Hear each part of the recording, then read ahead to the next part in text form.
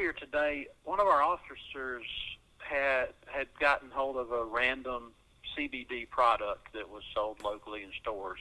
And out of curiosity, he tested the product with one of our commonly used test kits that we use, that law enforcement uses, as far as we know, nationwide. This test kit is known as the Fast Blue B Salt test. This test is basically for marijuana and hashish and THC, and it indicates with a kind of a tan or a brown colored result.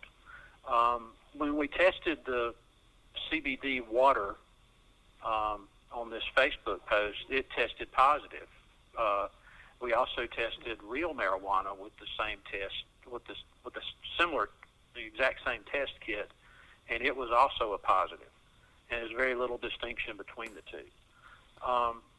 So we probably we tested the we then decided, we also have another test that is used. It's called the Duquesnoy-Levine reagent test, and it's a different type of test using different chemicals, and it's designed to test for marijuana, hashish, and THC as well.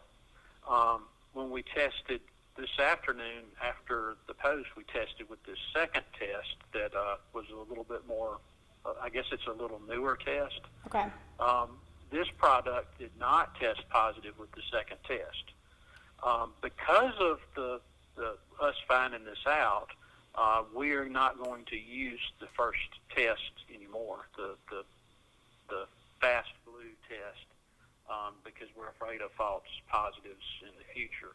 Okay. But the things that are changing in the market, and there's obviously there are a lot of things that are being legalized now, and we would not want to have anybody, falsely accused of doing anything, and we don't, we're not trying to tell people to avoid CBD products, but by the same token, we want to make sure that we educate the public about what could possibly happen, and we want to be educated ourselves so that in law enforcement we don't make sure that we don't penalize someone based on the false test result.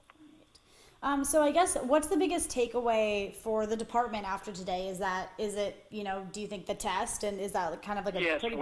we're gonna the takeaway from all of this is we're going to use the slightly newer test kits that are like a 3-step process.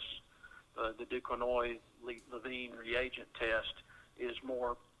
It did not test positive on the CBD product, but we're also going to continue to check on things because as time goes on, we want to make sure that whenever we do a test, that it is accurate, and we're going to reach out to the manufacturer of these test kits too to see what new things that they find out and what kind of things that they want to do to make sure that we're confident in our test results as we can be. Gotcha. And then I guess, from your perspective, is there still, a concern that if people are going to be, drinking that CBD water, that they're going to get in legal trouble for it because of the, Well, the thing about it is they may not get in any trouble for it, and it may be completely legal. But if their employer uses a drug panel test that uses the Fast Blue type method for their drug testing, it's safe to assume that it could be a positive result, and somebody's employment status might be in danger because of that. All right.